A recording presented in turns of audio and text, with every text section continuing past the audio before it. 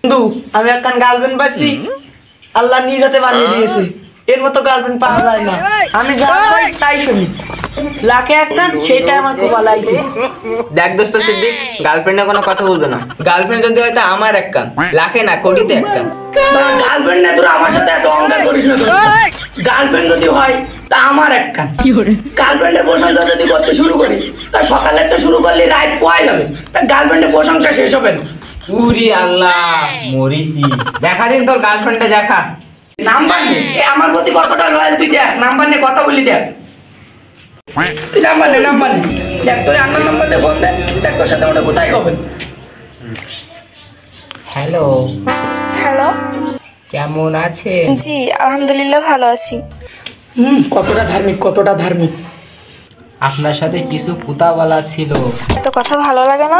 যদি কাজ করতে চান অডিও কলে 300, ভিডিও কলে 500 একদম।